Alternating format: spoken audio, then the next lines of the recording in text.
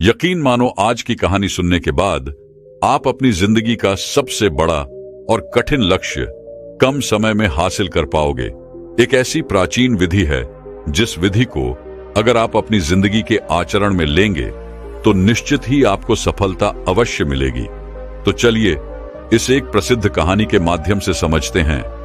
दोस्तों, आपने कभी ना कभी यह तो महसूस किया ही होगा कि आप भी किसी चीज में सफल होना चाहते हैं। आप भी अपने जीवन में सफल होना चाहते हैं, लेकिन आपको यह पता ही नहीं कि आप करना क्या चाहते हैं। और यह ऐसी अवस्था है जिसमें आप अकेले नहीं हैं। ऐसे अधिकांश लोग जो अपने जीवन में केवल अपने उद्देश्य को खोजने के लिए संघर्ष करते रहते हैं। हम में से ऐसा कोई नहीं होगा जो अपने जीवन में सफल नहीं होना चाहता। सफलता सभी को चाहिए। सफलता की प्राप्ति की इच्छा सभी के मन में होती है, लेकिन सफलता पाना इतना आसान नहीं होता। जीवन में हमें कई सारी चुनौतियों का सामना करना पड़ता है, हमें उनसे निपटना पड़ता है। इसलिए आज की इस कहानी में हम ऐसे ही एक विषय पर चर्चा करने वाले हैं। आज हम यह जानेंगे कि किस तरह से आप अपनी यात्रा की शुरुआत कर सकते हैं। इस कहानी के माध्यम से आप यह समझ पाएंगे कि किस तरह से आप अपने लक्ष्य की ओर अपना पहला कदम उठा सकते हैं। एक ऐसा ही व्यक्ति था जो अपने जीवन में सफल होना चाहता था, लेकिन उसके पास कोई लक्ष्य ही नहीं था। उसे यह समझ में नहीं आ रहा था कि वह क्या करे, वह अपने जीवन में किस प्रकार सफल हो। और एक दिन उस युवक ने एक साधु से कुछ सवाल पूछे और उन साधु के उन जवाबों ने उस युवक की पूरी जिंदगी बदल दी। आज की यह कहानी आपको अपने लक्ष्य को निर्धारित करने में और अपनी सफलता की यात्रा शुरू करने में बहुत मददगार साबित होगी। इसलिए इस कहानी के अंत तक जरूर बने रहिएगा। एक बार की बात है, एक नगर में एक युवक रहता था। वह अपने जीवन में सफल होना चाहता था, लेकिन उसके जीवन में कोई लक्ष्य ही नहीं था। एक दिन वह एक गुरु के पास पहुंचा और उनसे कहता है गुरु, आज का युग कितना आधुनिक हो चुका है और आज हम एक ऐसे भूमि पर रह रहे हैं जहां सभी के लिए भरपूर मौके मौजूद हैं। फिर भी ऐसा क्यों होता है कि केवल कुछ ही लोग सफल हो पाते हैं, कुछ ही लोग कामयाब हो पाते हैं और बचे हुए लोग जिंदगी की इस दौड़ में पीछे रह जाते हैं। उन गुरु ने उस युवक की सारी बातें ध्यानपूर्वक सुनी और उसके इस प्रश्न का जवाब देते हुए कहते हैं, बेटा चलो, ऐसे लोगों का एक उदाहरण देकर मैं तुम्हें समझाने का प्रयास करता हूं कि आखिर कुछ ही लोग अपने जीवन में क्यों सफल हो पाते हैं। जो 25 की उम्र में अपने काम की शुरुआत तो करते हैं, लेकिन वह आखिर तक अपने लक्ष्य तक पहुंच नहीं पाते। क्या तुम ये अंदाजा लगा सकते हो? ये 60 की उम्र तक पहुंचते पहुंचते ये लोग जीवन के किस मुकाम पर होंगे? इन लोगों का मानना है और इन्हें पूरा विश्वास भी है कि 25 की उम्र में शुरुआत करने से ये लोग जरूर कामयाब हो जाएंगे। और अगर तुम इनमें से किसी से भी ये पूछोगे कि क्या तुम अपने जीवन में कामयाब होना चाहते हो, तो उनका जवाब निसंदेह यही होगा कि हां, मैं अवश्य ही कामयाब होना चाहता हूं। उस वक्त जब तुम उन लोगों को देखोगे तो उन पर ध्यान दोगे तो तुम्हें पता चलेगा कि उन लोगों में जीवन को जीने के प्रति जुनून है, जोश है। उनकी आंखों में एक अजीब सी चमक है और उनका हाव भाव भी पक्के इरादे वाला है। उनका जीवन एक दिलचस्प सफर की तरह है, लेकिन 60 की उम्र तक आते आते जानते हो क्या होगा? इस पर वह युवक हाथ हिलाते हुए गुरुवर से कहता है, नहीं, मैं नहीं जानता। तभी आगे वह गुरुवर उस युवक से कहते हैं, इनमें से केवल एक व्यक्ति अपनी मनचाही सफलता हासिल कर पाएगा और ऐसा तुम्हें कोई सैकड़ों में एक ही मिलेगा। उनमें से 5 अब भी सफलता के लिए संघर्ष कर रहे होंगे और बाकी के 94 हार मान चुके होंगे या फिर असफलता के ऐसे दलदल में नीचे दब चुके होंगे जहां से वापस लौटना नामुमकिन है और जीवन की बुनियादी जरूरतों के लिए भी वह दूसरों पर निर्भर होंगी। जरा सोचो कि 100 में से सिर्फ 5 लोग ही जीवन के किसी मुकाम तक पहुंच पाते हैं। लेकिन आखिर क्या वजह है कि आखिर इतने सारे लोग जिन्होंने एक साथ सफर शुरू किया था, उनमें से केवल 5 लोग ही सफल हो पाए? उस चमक और उस जोश का क्या हुआ जो 25 की उम्र में उनके अंदर कूट कूट कर भरी हुई थी? क्या हुआ उनके सपनों का? क्या हुआ उनकी उम्मीदों का? क्या हुआ उनके पक्के इरादों का? जब इन्होंने सफर शुरू किया था तब तो इन्होंने कई तरह के मुकाम हासिल करने की सोची थी, इन्होंने अपनी जिंदगी में बहुत कुछ करना चाहा था, लेकिन वास्तविकता में यह जो कर पाए उसके बीच में आखिर इतना अंतर क्यों है? इस पर वह व्यक्ति उन गुरु की बात काटते हुए कहता है गुरुवर, जब आप यह कह रहे हैं कि 100 में से कोई 5 लोग ही अपने लक्ष्य को पाने में सफल हो पाते हैं, तो क्या आपको हमें सफलता का वह रहस्य साफ साफ नहीं बताना चाहिए? इस पर वह गुरुवर मुस्कुराते हुए उसी वक्त से कहते हैं, बेटा, अब मैं तुम्हें सफलता का वो रहस्य बताने जा रहा हूं। इसे बहुत ध्यानपूर्वक सुनना और इसे समझने का प्रयास करना। सफलता का रहस्य बस इतना सा ही है कि जब आप किसी निश्चित लक्ष्य को साफ साफ तय करते हैं, अर्थात आपको यह पूरी तरह से पता है कि आपको कहां जाना है और क्या पाना है, और आप उसी सोच के साथ, उसी समझ के साथ उस दिशा में आगे बढ़ते रहते हैं, तो आप एक ना एक दिन अपने लक्ष्य को पा ही लेते हैं। अर्थात यदि कोई इंसान ये पहले से ही तय किए हुए है कि उसका लक्ष्य क्या है और उसे कहां जाना है, उसका लक्ष्य एकदम मजबूत और पक्का है और जिसमें कोई बदलाव नहीं होता, उसकी दिशा में वह लगातार यदि काम कर रहा है और अच्छे से जानता है कि वह कहां जा रहा है और उसे कहां जाना है, तो वही इंसान वास्तविकता में कामयाब हो पाता है। और यदि वह बीच रास्ते में अपने लक्ष्य से भटक जाता है, वह तरह तरह की बाधाओं में पड़ जाता है, तो वह कभी भी कामयाब नहीं हो सकता। इसका सीधा और साफ मतलब है कि निर्धारित किए हुए लक्ष्य को समझते हुए उस दिशा में निरंतर प्रयास करते रहना, निरंतर आगे बढ़ते रहना। वास्तविकता में हमारी समाज में हौसले का उल्टा कायरता या बुजदिली नहीं है, बल्कि समानता या अनुरूपता है। और आज के इंसानों के सामने सबसे बड़ी चुनौती यही है, और इतने सारे लोगों की असफलता का कारण भी यही है। और अनुरूपता का अर्थ है बिना सोचे समझे भीड़ के साथ चलने की मानसिकता। ज्यादातर लोग बिना सोचे समझे, बिना यह जाने कि आखिर वह क्या कर रहे हैं, उन्हें क्या करना चाहिए, उन्हें कहां जाना चाहिए, और वह क्यों कर रहे हैं, और वह कहां जा रहे हैं, वे लोग केवल आंखें बंद करके बस वैसा ही करते चले जा रहे हैं जैसा दूसरे उनसे कह रहे हैं। और यही सबसे बड़ी समस्या है कि लोग उन 95% लोगों की तरह ही काम कर रहे हैं जो सफल नहीं हैं। इस पर उन गुरुवर से प्रश्न करते हुए कहता है गुरुवर, यदि 95% लोग सही दिशा में कार्य नहीं कर रहे, तो आखिर इतनी बड़ी मात्रा में लोग उनकी नकल क्यों कर रहे हैं? इस पर वह गुरुवर मुस्कुराते हुए उस युवक की बात का जवाब देते हुए कहते हैं, शायद वो खुद भी नहीं जानते, इसीलिए तो इतनी बड़ी गलती कर रहे हैं। सुनो, एक बार की बात है, काम करने वाले लोगों के एक समूह से प्रश्न किया गया। उनसे पूछा गया कि आप रोज सुबह सुबह क्यों उठते हैं, काम पर क्यों जाते हैं? तो 20 में से 19 लोगों के पास इसका कोई भी ठोस जवाब नहीं था। उनमें से ज्यादातर लोगों का कहना था कि सभी लोग सुबह उठकर काम पर जाते हैं, इसलिए हम भी वही कर रहे हैं जो बाकी लोग कर रहे हैं। ऐसे लोगों का यह मानना होता है कि परिस्थितियों ने उनके जीवन को एक सांचे में ढाल दिया है और ऐसे लोग बाहरी शक्तियों और परिस्थितियों से नियंत्रित होने वाले होते हैं। लेकिन हम यहां बात कर रहे थे कि आखिर कामयाबी की परिभाषा क्या है? कामयाब कौन होता है?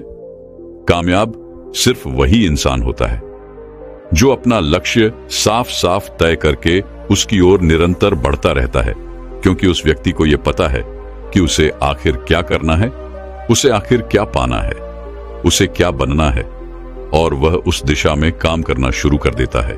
तभी वह गुरुवर उस युवक को चेतावनी देते हुए कहते, बेटा, तुम्हें ऐसा लगता होगा कि कामयाब केवल वही लोग हैं जिनके पास बहुत सारी धन दौलत है, जो अमीर है, जिनके पास सारी सुविधाएं हैं। तो ऐसा नहीं है, क्योंकि कामयाबी की परिभाषा हर व्यक्ति के लिए अलग होती है। वह शिक्षक कामयाब है जो बच्चों को इसलिए पढ़ा रहा है क्योंकि वह यही काम करना चाहता था। वह हमेशा से एक शिक्षक बनना चाहता था। वह औरत अपने जीवन में कामयाब है जो एक पत्नी और मां का किरदार निभा रही है, क्योंकि हमेशा से वह यही बनना चाहती थी और अपनी जिम्मेदारियों को वह अच्छे से निभा रही है। बाजार के एक कोने में दुकान चलाने वाला दुकानदार भी कामयाब है, क्योंकि उसने यही पेशा अपनाया और उसने यही लक्ष्य तय किया कि वह एक अच्छा व्यापारी बनेगा, एक कामयाब व्यापारी बनेगा, और वह अपना व्यापार खड़ा करने में सक्षम है, इसलिए वह भी कामयाब है। खिलाड़ी भी कामयाब है जो अपने क्षेत्र और देश का सर्वश्रेष्ठ खिलाड़ी बनना चाहता है और इसी मकसद से उसके लक्ष्य को पाने में वह पूरी तरह से जुट जाता है। इसी प्रकार जिन लोगों के जीवन में कोई लक्ष्य होता है वह कामयाब हो जाते हैं, क्योंकि उन्हें पता है कि वह कहां जा रहे हैं, किस दिशा में बढ़ रहे हैं और इससे वह कहां पहुंचने वाले हैं।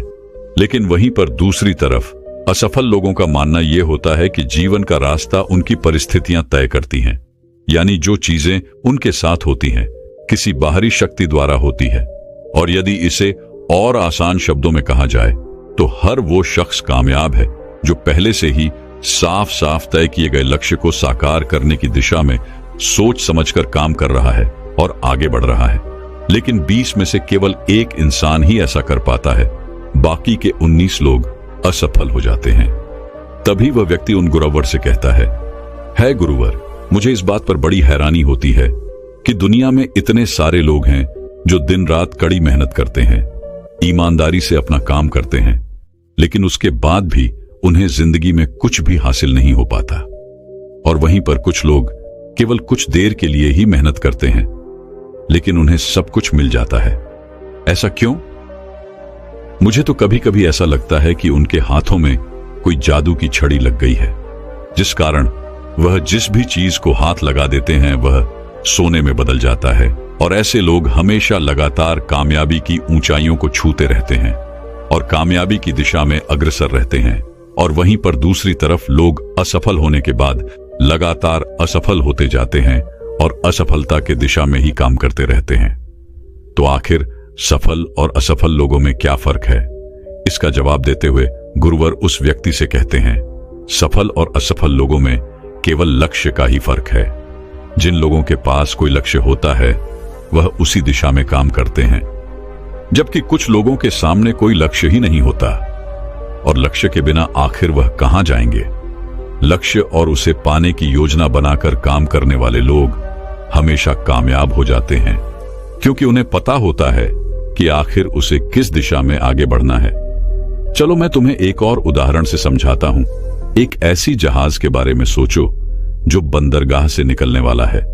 उसके पूरे सफर का नक्शा और योजना पहले से ही तय कर ली गई है और उस जहाज का चालक और चालक दल यह अच्छे से जानते हैं कि जहाज को कहां ले जाना है। आखिर उसका अंतिम पड़ाव क्या है, उस सफर में कितने दिन लगेंगे और जहाज का एक निश्चित लक्ष्य क्या है। एक निश्चित लक्ष्य और नक्शा साथ रखने वाला जहाज 1000 में से 999 बार उस मंजिल को पहुंच ही जाएगा जहां के लिए उसे रवाना किया गया था, यानी 100% वह अपने लक्ष्य तक पहुंच जाएगा।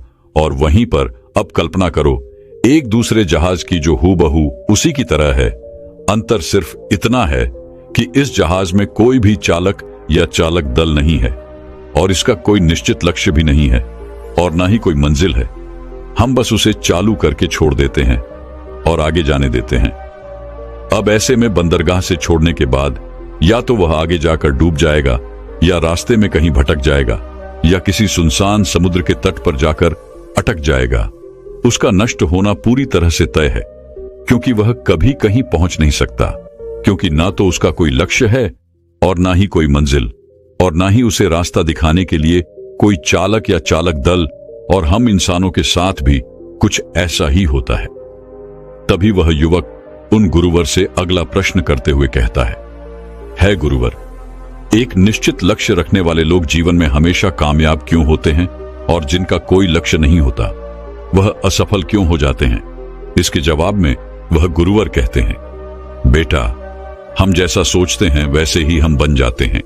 इतिहास में आज तक जितने भी महान और बुद्धिमान शिक्षक, संत या पैगंबर हुए हैं, बस इस एक बात पर पूरी तरह से सहमत है कि इंसान जैसा सोचता है वैसा ही बन जाता है, क्योंकि एक आदमी का जीवन उसके विचारों से बनता है, यानी उसका जीवन वैसा ही होता है जैसा उसके विचार होते हैं, जैसा वह दिन भर सोचता है। अगर आदमी चाहे थोड़ा धैर्य रखें तो वह हर चीज हासिल कर सकता है। वह इंसान जिसके पास एक निश्चित लक्ष्य होता है वह उसे हर हाल में पूरा करने का प्रयास करता है, और अगर उसमें पक्का इरादा हो तो उसे कोई नहीं रोक सकता, क्योंकि वो अपने लक्ष्य को पाने के लिए अस्तित्व को भी दांव पर लगाने के लिए तैयार है। इंसान अपनी सोच और अपने विचारों में बदलाव लाकर अपने जीवन को बदल सकता है। देखते ही देखते तुम्हारी सोच और तुम्हारे जीवन का एक ऐसा गहरा रिश्ता बन जाता है कि तुम्हारी इच्छाएं हकीकत में बदलने लगती हैं। और वास्तविकता में इस प्रक्रिया में हमारी सोच, हमारी भावनाएं और आदतें इस प्रकार घुल मिल जाती हैं कि हमारा विश्वास सच बनकर हमारे सामने आ जाता है। यदि तुम किसी विशेष चीज के बारे में अत्यधिक सोचते हो और उस पर इतना भरोसा करते हो कि यह तो होना ही है या किसी भी हालत में टल नहीं सकता, तो निश्चित रूप से तुम उसे हासिल कर ही लोगे। वहीं पर यदि तुम चाहते हो कि तुम अमीर बनो और तुम्हारे दिल इच्छा भी यही है कि तुम अमीर बनना चाहते हो, तो तुम बेशक ही अमीर बन जाओगे। अगर तुम बुद्धिमान बनना चाहते हो तो तुम बुद्धिमान बनोगे। इसी तरह अगर तुम एक बेहतर इंसान बनना हो तो तुम जरूर ही पहले से कहीं बेहतर इंसान बन जाओगे। बस तुम्हें में एक बात हमेशा ध्यान में रखनी है कि किसी भी चीज या एक लक्ष्य पाने के लिए अपने भीतर एक मजबूत इच्छा शक्ति को विकसित करना है। और इस दौरान तुम्हारे सामने, तुम्हारे आंखों में केवल एक ही लक्ष्य होना चाहिए। ऐसा नहीं होना चाहिए कि एक ही समय पर कई अलग अलग चीजें तुम्हारे मन में आ रही हों और तुम्हारा ध्यान भटका रही हों, क्योंकि जो विश्वास करता है उसके लिए सब कुछ मुमकिन है। ब्रह्मांड के सबसे महान नियमों से एक नियम यह भी है कि अगर हमारी सोच नकारात्मक है तो हमें नकारात्मक परिणाम ही मिलेंगे। और देखा जाए तो ये बहुत ही साधारण सा सच है जो जीवन में कामयाबी और समृद्धि का आधार भी है। क्योंकि अविश्वास यानी खुद पर संदेह करना, खुद की सफलता पर शक करना, जो असफलता की निशानी है, हमारी शंकाएं, हमारा आत्मसंदेह इतना खराब होता है कि वह हमें कोशिश करने से ही डरा देता है। और जिन मौकों को हम आसानी से जीत सकते हैं, जिन मौकों को हम आसानी से जीत हासिल कर सकते थे, उन मौकों पर भी हम बुरी तरह से हार जाते हैं। जैसा कि मैंने पहले कहा, हम जैसा सोचते हैं वैसे ही बन जाते हैं। इसलिए अगर कोई आम आदमी है और उसके जीवन में कोई लक्ष्य नहीं है, उसे यह पता ही नहीं कि उसे कहां जाना है, और जो इसी संदेह में जी रहा है, जो डर और चिंताओं में घिरा हुआ है, वह वैसा ही बन जाएगा जैसा वह सोच रहा है। अगर कोई इंसान किसी भी चीज के बारे में सोच ही नहीं रहा तो अंत में वह कुछ भी नहीं बन पाएगा, कहीं भी नहीं पहुंच पाएगा, क्योंकि उसके मन में कोई विचार है ही नहीं, उसके जीवन में कोई लक्ष्य है ही नहीं। वह जहां का कहां वहीं रह जाएगा। तभी वह युवक उन गुरुवर से कहता है गुरुवर, आखिर हम जैसा सोचते हैं वैसे ही क्यों बन जाते हैं? इसके जवाब में वह उस युवक को कहते हैं, बेटा कल्पना करो कि किसान के पास एक छोटी सी जमीन है और यह जमीन बहुत उपजाऊ है। किसान उस जमीन में अपनी इच्छा के अनुसार कोई भी बीज बो सकता है। जमीन को इस बात से कोई फर्क नहीं पड़ने वाला कि उसमें क्या बोया जा रहा है। यह फैसला पूरी तरह से किसान पर निर्भर करता है। ठीक उसी तरह हमारा मन भी एक जमीन की तरह ही है और यह बहुत उपजाऊ है। मन को भी इस बात से कोई फर्क नहीं पड़ता कि हम उसमें क्या और कब बोल रहे हैं, हम कौन से विचार उसमें रखते हैं। उसमें जो कुछ भी रखा जाएगा वह वैसे ही फसल देंगे। उदाहरण के लिए, हम अपने मन में सकारात्मक विचार रखते हैं तो हम सफलता की फसल काटेंगे, और अगर हम मन में नकारात्मक विचार रखते हैं तो हम असफलता का सामना करेंगे। याद रखो, जमीन को इस बात से फर्क नहीं पड़ता कि वह आम है या बबूल। यह तो बस उसके अंदर डाला गया वह बीज है जो आगे चलकर पौधे का रूप लेता है, पौधे से पेड़ का रूप, और उसके बाद वह आपको वैसे ही फल देता है जिस विचार के साथ आपने उसे बोया था। हमारा मन एक जमीन की दुनिया में कहीं ज्यादा उपजाऊ और चमत्कारिक है।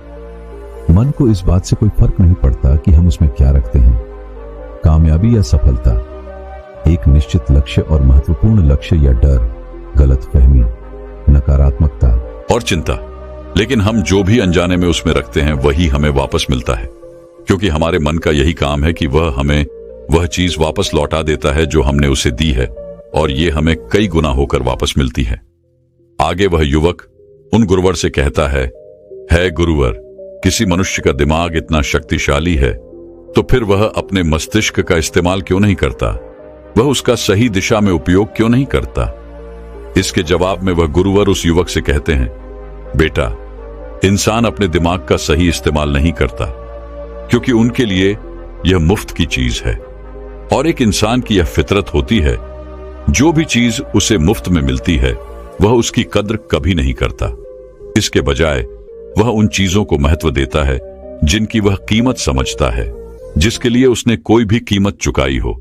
लेकिन असल में मुफ्त में मिलने वाली चीजें ही सबसे ज्यादा महत्वपूर्ण होती हैं, जैसे कि हमारा यह कीमती शरीर, मन, आत्मा, मुस्कान, बुद्धि, आशाएं, इच्छाएं, हमारे सपने, हमारा परिवार, बच्चे, मित्र, प्रेम, यहां तक कि प्रकृति का तोहफा जैसे हवा, धूप, पानी, मिट्टी, सभी अनमोल चीजें हैं जो भी हमें मुफ्त में मिली हुई हैं। लेकिन एक इंसान इन चीजों की कद्र कभी नहीं करता, और वहीं पर जिन चीजों के लिए हम अपना धन खर्च करते हैं, असल में वह इनके मुकाबले बहुत सस्ती है, बहुत हल्की होती है और उन्हें किसी भी चीज से कभी भी बदला जा सकता है।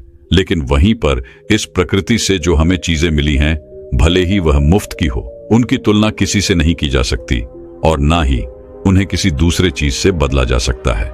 इसलिए हर व्यक्ति को यह फैसला करना चाहिए कि वह अपने दिमाग का इस्तेमाल किस काम के लिए करना चाहता है। एक व्यक्ति को एक लक्ष्य निर्धारित करके उसका बीज अपने मन में बोना चाहिए, अपने दिमाग में बोना चाहिए। यह जीवन का सबसे महत्वपूर्ण फैसला होगा। क्या आप अपने काम में सबसे बेहतर बनना चाहते हो? क्या तुम अपने समाज में, अपने समुदाय में ऊंचाइयों पर पहुंचना चाहते हो, या फिर क्या तुम अमीर बनना चाहते हो? बस आपको इतना ही करना है कि अपने लक्ष्य को साफ तौर से सोचो और उसकी ओर कदम बढ़ाओ। फिर मेहनत से उसे पूरा करने के लिए अपनी जी जान लगा दो। जब तुम निरंतर अपने लक्ष्य की ओर आगे बढ़ते रहोगे तो जल्द ही वह दिन भी आ जाएगा जब तुम्हारा सपना हकीकत में तुम्हारे सामने होगा, अर्थात तुम अपने लक्ष्य को पालोगे। और इस दौरान अपने मन में सकारात्मक भावनाएं बनाए रखो। अपने मन में उसकी छवि बनाए रखो कि तुमने अपना लक्ष्य हासिल कर लिया है। तो तुम अपनी सोच और समझ के साथ आगे बढ़ो, काम करो, अपने सपने की दिशा में निरंतर प्रयास करते रहो। ध्यान दो कि हमारे विचार और सोचने का तरीका हमारे जीवन को प्रभावित करता है। अगर तुम सकारात्मक तरीके से सोचोगे और उस पर विश्वास करोगे तो तुम्हारे लिए सफलता किसी चमत्कार से कम नहीं होगी। इसलिए अपना लक्ष्य निर्धारित करो और लक्ष्य की ओर आगे बढ़ो। मेहनत करो और सकारात्मकता से सोचो। तुम जो सोच सकते हो वही तुम्हारे जीवन को दिशा देगा। आगे वही व्यक्ति उन गुरुवर से आखिरी प्रश्न करते हुए कहता है गुरुवर, क्या कोई ऐसा अभ्यास या ऐसा कोई तरीका है जिसके माध्यम से इन सब बातों को अपनाकर अपने जीवन में उतारकर अपने जीवन में बदलाव ला सकते हैं? इसके जवाब में वह गुरुवर कहते हैं, हाँ बिल्कुल, एक ऐसा अभ्यास है। अब मैं तुम्हें 30 दिनों का एक ऐसा अभ्यास बताने जा रहा हूं जिसको अगर तुमने सही से पूरा किया तो यह तुम्हारे जीवन को बेहतर से बेहतरीन बना देगा, तुम्हारा जीवन पूरी तरह से बदल देगा। आगे गुरुवर उस युवक को चेतावनी देते हुए कहते हैं, लेकिन याद रहे कि बिना कीमत चुकाए हम कुछ भी नहीं कर सकते।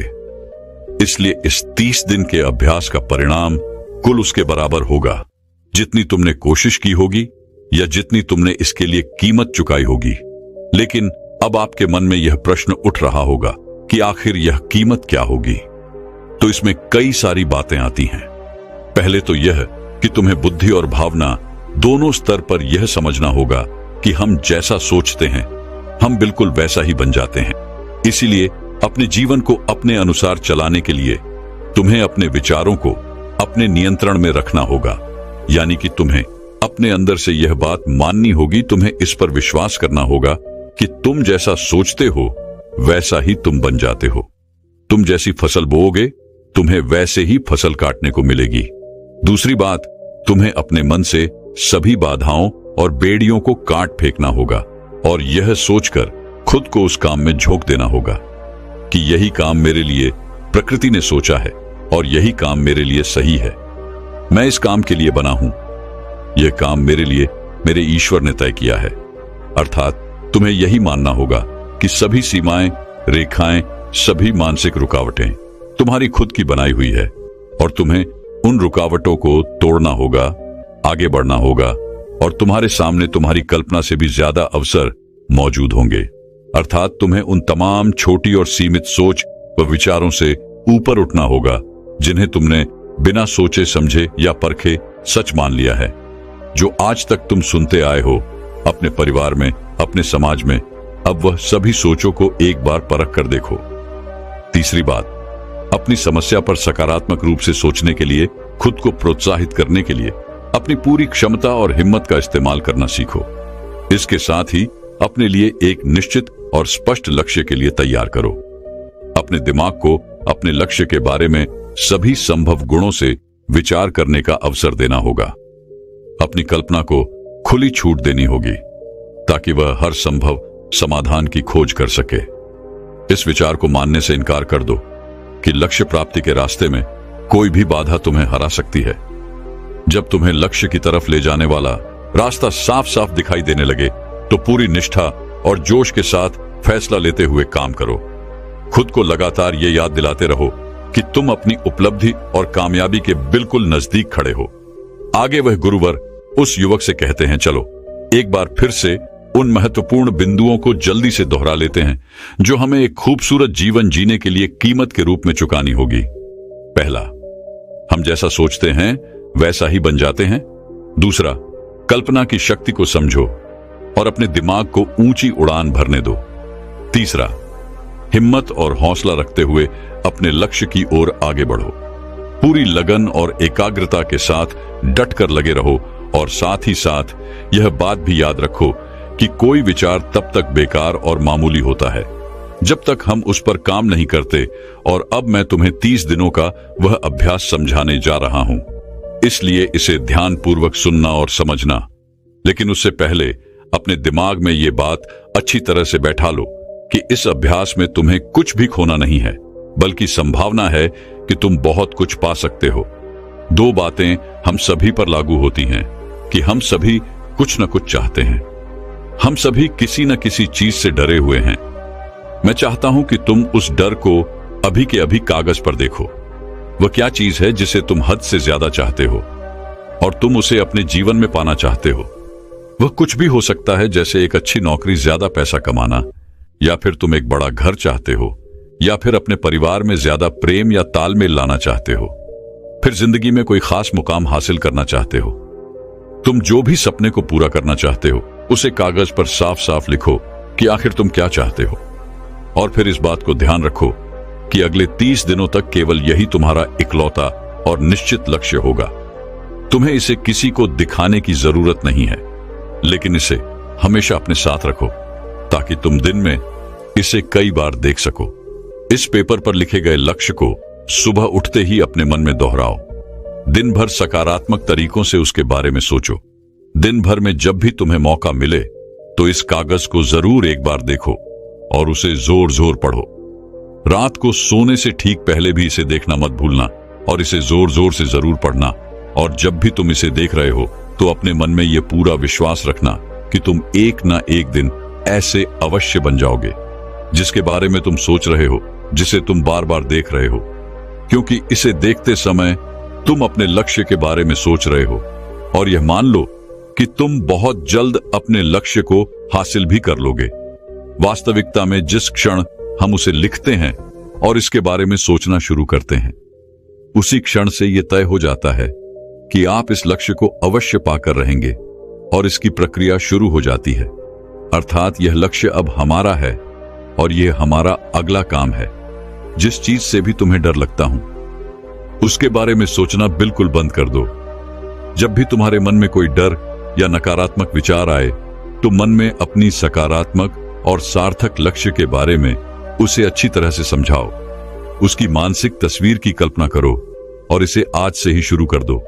लेकिन इस 30 दिन के दौरान एक ऐसा वक्त भी आएगा जब तुम थक कर हार मान जाओगे।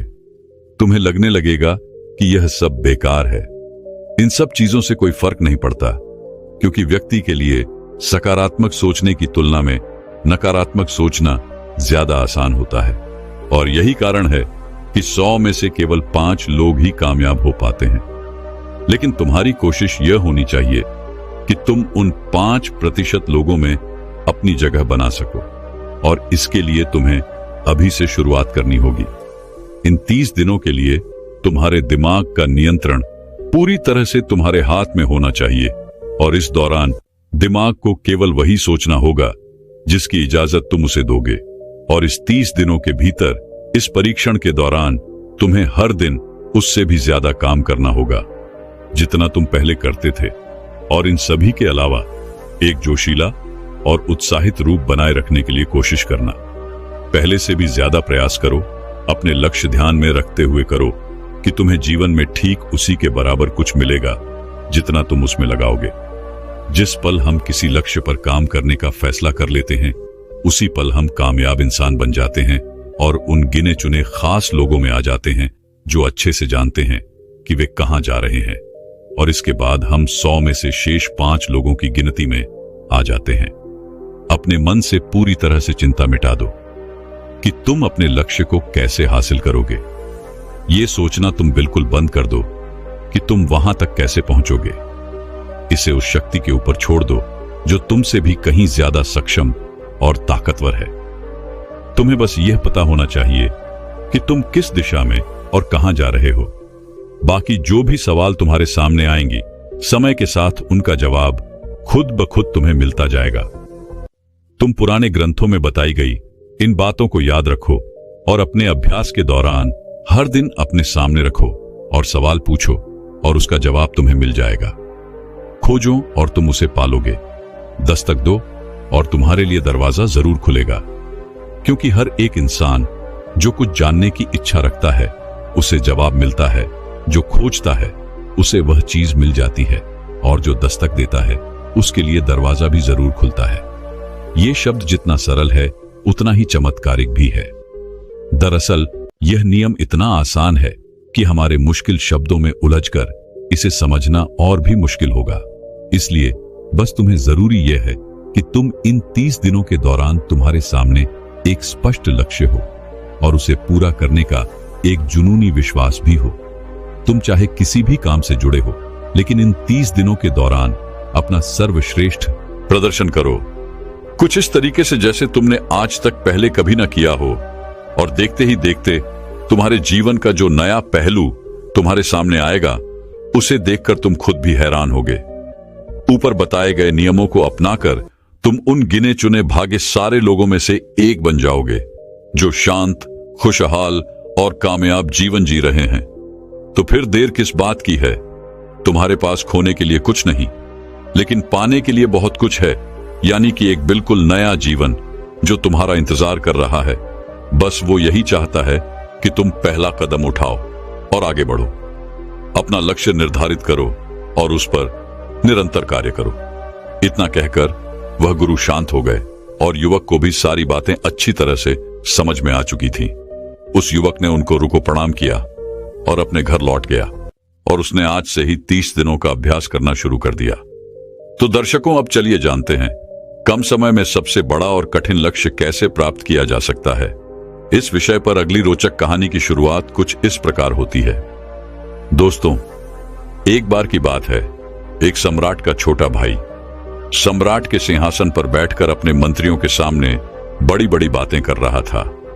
वह सभी मंत्रीगण से कहता है, आखिर मुझे समझ क्यों नहीं आता कि सम्राट राज्य कोष को इन भिक्षुओं और सन्यासियों पर क्यों न्योछावर कर देते हैं, जिसके लिए लोग कठोर परिश्रम करते हैं, मेहनत करते हैं, तब जाकर उन्हें यह धन प्राप्त होता है। और इन सन्यासी को, इन भिक्षुओं को सम्राट ये सब इतनी आसानी से दे देते हैं। आखिर ये सब विलास नहीं तो क्या है? अगर ये धन मुझे मिला होता तो मैं कितना कुछ कर लेता।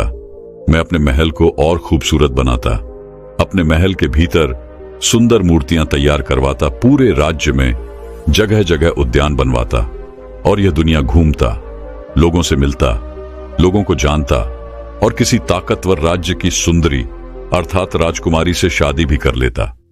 लेकिन हमारे राज्य के सम्राट तो इन सन्यासियों और भिक्षुओं पर धन लुटा रहे हैं। याद रखना, जिस दिन मेरे हाथों में यह राज्य आ जाएगा और जिस दिन से मेरे हाथों में यह अधिकार आ जाएगा, उस दिन से ही मैं यह सारे खर्च बंद कर दूंगा। इस प्रकार सम्राट का छोटा भाई मंत्रियों के सामने अपनी बड़ी बड़ी डींगे हाँक रहा था और वह यह भूल चुका था कि वह सम्राट के सिंहासन पर बैठा हुआ है। इधर वह सम्राट का छोटा भाई लगातार एक पर एक बातें कहे जा रहा था, लेकिन उधर दूसरी तरफ मंत्रियों को यह पता था कि सिंहासन के पीछे सम्राट स्वयं खड़े हैं और वह सारी बातें सुन रहे हैं। तभी अचानक सम्राट अपने छोटे भाई के सामने आगे आए और अपने छोटे भाई से कहते हैं, अच्छा, तो मेरा छोटा भाई राज्य अपने हाथों में लेना चाहता है और राजगद्दी पर बैठकर वह मेरे ही खिलाफ षड्यंत्र रच रहा है। सम्राट के मुख से यह सुनकर सम्राट के छोटे भाई के पसीने छूटने लगे। वह पूरी तरह से स्तब्ध रह गया। उसकी बुद्धि ने काम करना बंद कर दिया। माथे से पसीना छूट रहा था। उसके बाद बड़ी मुश्किलों से डरते हुए हिम्मत जुटाकर सम्राट के छोटे भाई ने सम्राट से कहा, सम्राट, मेरा मतलब यह नहीं था। मैं तो आपके मंत्रियों के कहने पर ही आपके सियासत पर बैठा था। सम्राट, मेरे खिलाफ ये कोई साजिश रची जा रही है। मेरा ऐसा कोई मतलब नहीं था। मुझसे बहुत बड़ी भूल हो गई। मुझे क्षमा करें सम्राट, मुझे क्षमा करें। इस पर सम्राट क्रोधित होते हुए अपने छोटे भाई से कहता है, भूल तुमसे नहीं, बल्कि भूल तो मुझसे हो गई जो मैंने अपने छोटे भाई को युवराज के तौर पर देखा और उसे युवराज घोषित कर दिया। उसके बाद सम्राट ने तुरंत ही अपने सिपाहियों को आदेश दिया और कहा, सिपाहियों, इसे दूर जंगल में ले जाओ और राजद्रोह के अपराध में इसका सर काट दो। सम्राट के एक आदेश पर सभी सिपाही सम्राट के छोटे भाई को पकड़कर जंगल ले जाने लगे। तभी वहां पर उस राज्य के राजगुरु भी थे। इस बार उन राजगुरु ने सम्राट से कहा, हे राजन, आप अपने भाई के निर्मम हत्या का पाप अपने से क्यों लेना चाहते हैं? मेरी आपसे विनती है कि इसे ऐसी सजा सुनाइए जिससे ये सबक सीख सके और इसे अपनी गलती का एहसास हो सके। राजगुरु के साथ साथ वहां का सारा मंत्रीगण भी राजगुरु के साथ था। वह उनकी बात से सहमत था। सम्राट ने सभी की बातें ध्यानपूर्वक सुनी और सम्राट उन सभी की बात मान गए। तभी वह सम्राट को सोच विचार कर अपने सिपाहियों से कहते हैं, सिपाहियों, इसे अगले 7 दिनों तक महल में रखो और दुनिया के सारे सुख दो। अच्छा खाना, नाच गाना, बाद में घूमना। अगले 7 दिनों तक इसे सारे सुख दो और 7वें दिन इसका सर कलम कर देना। और इसके साथ साथ मेरी एक और शर्त भी है। हर दिन इसे कोई याद दिलाता रहेगा कि इसकी मृत्यु 7वें दिन होनी है।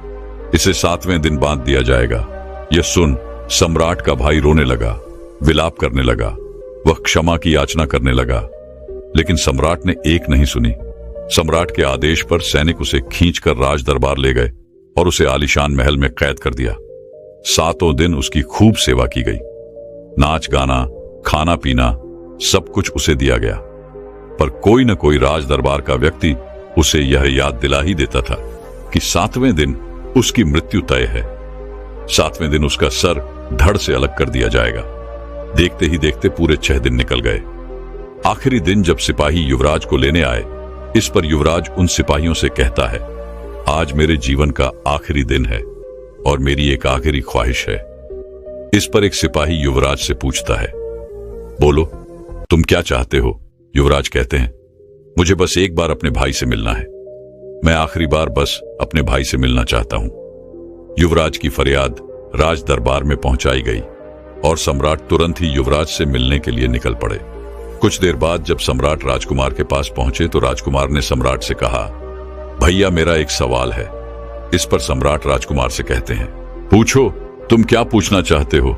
इस पर युवराज सम्राट से कहते हैं, महाराज, जब आप पीछे छुपकर सब सुन रहे थे, आप जानते थे कि मैं आपके विरुद्ध कोई भी षड्यंत्र नहीं रख रहा था। मैं तो केवल उन सन्यासियों, उन भिक्षुओं को दान देने की असहमति जता रहा था। फिर इसमें मैंने ऐसा क्या पाप कर दिया? फिर आपने मुझे इतने विचित्र सजा क्यों सुनाई? इससे तो अच्छा था कि आप उसी दिन मेरा सर मेरे धड़ से अलग कर देते। इस तरह से रोज रोज मरने से एक बार मरना अच्छा होता। फिर आखिर आपने ऐसा क्यों किया? वह सम्राट बहुत ज्ञानी था। वह अपने छोटे भाई से कहता है, युवराज, तुम्हें इसका जवाब अभी मिल जाएगा, लेकिन उससे पहले तुम मुझे यह बताओ कि पिछले 7 दिनों में तुम्हें कितने सुख मिले? इस पर युवराज आश्चर्यचकित होकर सम्राट से कहता है, कौन से सुख महाराज, जिसके सर पर सतत मृत्यु नाच रही हो, जिसे हर पल आने वाले मृत्यु की याद दिलाई जा रही हो? क्या वह अपने जीवन में सुखी रह सकता है? वह अपने जीवन को सुखी सुखी कैसे बिता सकता है? हर पल मेरे सामने स्वादिष्ट भोजन थे, लेकिन वो गले से नीचे नहीं उतर रहे थे।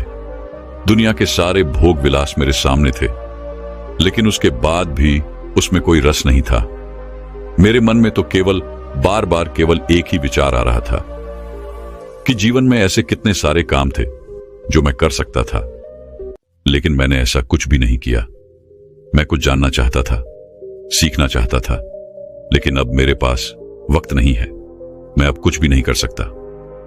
इन 7 दिनों में मेरी आंखों के सामने हमेशा मेरी मृत्यु नाच रही थी, इसलिए मुझे सब कुछ व्यर्थ नजर आ रहा था, सब कुछ नश्वर नजर आ रहा था। सारे शारीरिक सुख भी मुझे दुख के समान लग रहे थे।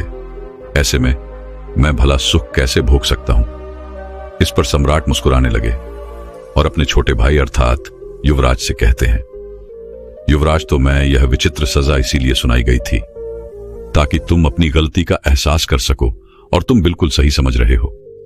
देखो, जो सतत जीवन की नश्वरता का चिंतन करते हैं, जो ज्ञानी हैं, सन्यासी हैं, जिन्हें हमेशा मृत्यु का बोध रहता है, वह भला कैसे सुख ले सकते हैं?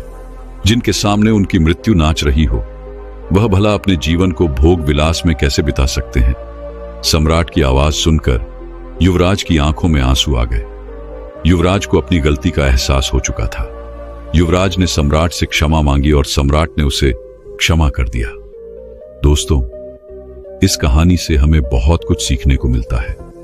पहली बात तो यह है कि हम मजे के पीछे क्यों भागते हैं। हम सब थोड़ा अच्छा महसूस करना चाहते हैं, थोड़ा जोश, थोड़ा जीवन महसूस करना चाहते हैं। हमें लगता है कि सुख का भोग करने से ही हमें अच्छा लगता है, लेकिन क्या यही वास्तविकता है? नहीं, ये पूरा सच नहीं है। जैसे खाली पानी से आपकी प्यास नहीं बुझती, वैसे ही मजे करने से केवल थोड़ी देर के लिए ही आपको आनंद आता है, लेकिन उसके बाद आपका मन दोबारा परेशान होने लगता है। फिर धीरे धीरे हमारा मन असंतुष्ट रहने लगता है, जिस कारण हमारे भीतर दुख उत्पन्न होता है, तनाव उत्पन्न होता है, परेशानियां उत्पन्न होती हैं। लेकिन अब आपके मन में यह प्रश्न उठ रहा होगा कि भला मजे करने से कैसा दुख? तो चलिए इसे एक उदाहरण के तौर पर समझते हैं। मान लीजिए कि आपकी त्वचा बीमार है, अर्थात आपको स्किन इन्फेक्शन हुआ है, और जब एक जगह बार बार खुजली होने लगती है तो पहले आप थोड़ा सा खुजाते हैं, जिससे आपको राहत मिलती है, लेकिन फिर यह इच्छा होने लगती है, क्यों ना हम इसे और खुजाएं ताकि हमें और आनंद आए, हमें संतुष्टि मिले, जिस कारण आप उस जगह पर बार बार खुजाने लगते हैं। लेकिन बार बार खुजाने की वजह से वह जगह अर्थात वो स्किन फट जाती है और देखते ही देखते उसमें घाव बनने लगता है, और तब आपको इस बात का एहसास होता है कि अब इस जगह पर हमें दवाई का इस्तेमाल करना चाहिए, अर्थात हमें दवाई लगानी चाहिए, इसकी मरहम पट्टी करवानी चाहिए, हमें इस जगह को आराम देना बहुत जरूरी है, तब जाकर हमारा यह घाव कहीं पर भर पाएगा और हमें इससे राहत मिलेगी। ठीक इसी तरह से सारे सुख का चक्र भी चलता रहता है। कोई भी सारे सुख में संतुष्ट नहीं रह पाता। जब एक चीज से मन भर जाता है तो हम दूसरी चीज के पीछे भागते हैं। इसी प्रकार जब दूसरी चीज से मन भर जाता है तो हम तीसरी, चौथी और इसी प्रकार तरह तरह की चीजें हम ढूंढते ही रह जाते हैं। जैसे कि आजकल लोग तरह तरह की वीडियोस देखना पसंद करते हैं। कोई वेब सीरीज देखता है तो कोई कॉमेडी वीडियो देखता है, कोई शॉर्ट्स देखना पसंद करता है, और जब इन सब में मन नहीं लगता तो हम समाचार देखने लग जाते हैं। लेकिन फिर भी हमारे मन को संतुष्टि नहीं मिलती और देखते ही देखते यह एक आदत बन जाती है। जिस प्रकार एक शराबी शराब के पीछे भागता है, एक अधिक खाने वाला व्यक्ति खाने के पीछे भागता है और इसमें उनका अधिक से अधिक समय निकल जाता है, और इसी चक्र में हमारे जीवन का अमूल्य समय यूं ही व्यस्त हो जाता है। हमारी सारी ऊर्जा यूं ही नष्ट हो जा रही है, और जब हमें इस बात का एहसास होता है तब हम अपने आप को अपराधी महसूस करते हैं। हमें लगता है कि हम ही वो हैं जिस कारण यह सब कुछ हो रहा है, हम ही अपना समय यूं ही व्यस्त कर रहे हैं। और जब हम ऐसा महसूस करते हैं तब हमें यह भी महसूस होता है कि हमें अपने आप को इस चीज से उभारना चाहिए, और इससे अपने आप को उभारने के लिए, हम अच्छा महसूस करने के लिए फिर किसी मजे के पीछे भाग लेते हैं। हम फिर से कुछ ऐसा करने लग जाते हैं जिसमें हमें मजा आए, जिससे हमें संतुष्टि प्राप्त हो। लेकिन क्या वह संतुष्टि हमेशा के लिए रहने वाली है? नहीं, वो तो केवल कुछ पलों की है। वो आपको हमेशा हमेशा के लिए संतुष्ट नहीं कर सकती। और यही हमारी सबसे बड़ी गलती है, क्योंकि इस चक्र में हमारी जागरूकता खत्म होती जा रही है। जैसे कि मान लो कोई व्यक्ति अत्यधिक मीठा भोजन करता है या अत्यधिक मीठा सेवन करता है। ऐसे समय पर यदि वह यह कहे कि अब से वह मीठे का सेवन नहीं करेगा और आप उसके सामने यदि कुछ मीठा रख दें, तो क्या वो अपने आप को रोक पाएगा? ठीक वैसे ही मजा है। जब हम लगातार मजा करने लगते हैं, जब हम लगातार मजे की ओर आगे बढ़ने लगते हैं, तो हम चाहकर भी खुद को रोक नहीं पाते। हम इस चक्कर में फंस कर रह जाते हैं और ये भूल जाते हैं कि जब आप अपना काम पूरा करते हैं तब आप रात को थक कर सोते हैं और उसी में असली संतुष्टि है। लेकिन जब हमारी चेतना का स्तर गिरने लगता है तो हमारी बुद्धि भी भ्रष्ट होने लगती है। इंसान सही और गलत में अंतर नहीं कर पाता। ऐसा इंसान पूरे जीवन में कभी नहीं जान पाता कि आनंद का असली स्रोत क्या है। वह यह भूल जाता है कि असली स्रोत तो हमारे भीतर ही है। जब हम किसी कार्य को पूरा मन लगाकर करते हैं, उस वक्त हमारा मन शांत होता है और उस दौरान हमारे भीतर जो शांति होती है, जो आनंद होता है, जो खुशी होती है, वही तो असली शांति है, वही तो असली संतुष्टि है। इसलिए केवल मजे के पीछे भागना यह अच्छी बात नहीं। हमें इस चक्र को तोड़ना ही होगा, तभी आप अपने जीवन में कोई लक्ष्य हासिल कर पाएंगे। अन्यथा आप भी केवल मजे के पीछे भागते रह जाएंगे और आपको कुछ भी हासिल नहीं हो पाएगा। तो अब आपके मन में यह प्रश्न उठ रहा होगा, फिर हम अपने आप को मजे के पीछे भागने से कैसे रोके? तो इसका बहुत ही सीधा और सरल जवाब है कि अपने मजे के लिए कुछ मत करो, अर्थात मजे को प्राथमिकता मत दो। क्योंकि यदि आप मजे को प्राथमिकता देंगे तो वह एक नदी के बहाव की तरह आपको खींचकर ले ही चला जाएगा। आपको अपने कामों को प्राथमिकता देनी चाहिए।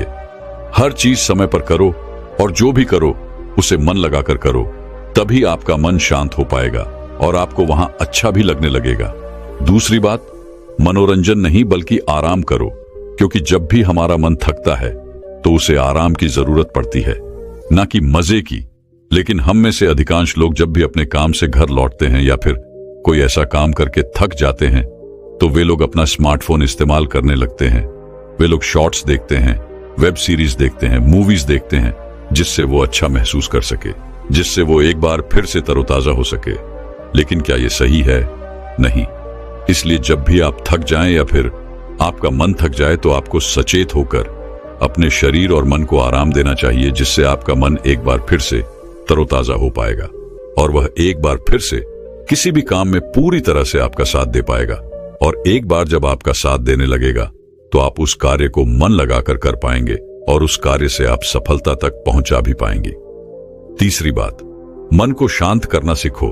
मनोरंजन से ज्यादा प्राथमिकता आप आराम को दें और आराम से ज्यादा प्राथमिकता आप ध्यान को दें, जिसका मतलब है शांति, सुकून, आनंद। इसका यह अर्थ है कि जब भी आप काम करके थक चुके हों और आराम करने जा रहे हों, तब सबसे पहले आप कुछ मिनट के लिए बैठकर आराम से ध्यान करें। अपनी चेतना के स्तर को ऊपर उठाने का प्रयास करें, जिससे आपको यह महसूस होता है कि आपको क्या देखना चाहिए, क्या सुनना चाहिए, क्या आपके मन की शांति के लिए यह सही है या गलत। और जैसे जैसे आपको यह चक्र समझ में आने लगता है, जैसे कि थोड़ी देर का मजा करना चाहिए या फिर मनोरंजन, तो आप इस चक्र को अच्छी तरह से समझने लगते हैं और आपकी बुद्धि का स्तर भी ऊपर उठने लगता है।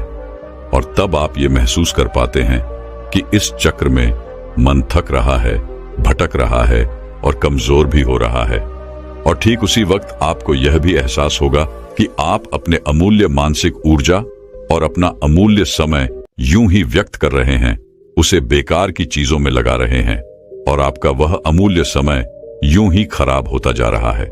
जैसे ही आपको इन बातों का एहसास होगा, जैसे ही आपको यह नश्वरता समझ में आएगी, वैसे ही युवराज की तरह इन चीजों के प्रति आपका आकर्षण भी खत्म होता जाएगा और यह चक्र पूरी तरह से खत्म हो जाएगा। और तब आप अपने आप को एक सही दिशा में ले जा सकते हैं। तब आप अपने मन को समझ सकते हैं, अपने मन के साथ मिलकर कार्य कर सकते हैं और अपने जीवन में जो भी आप पाना चाहते हैं उसे भी आप बड़ी आसानी से पा सकते हैं। क्योंकि किसी भी कार्य को करने के लिए हमारे मन का, हमारे साथ जुड़ना बहुत जरूरी होता है।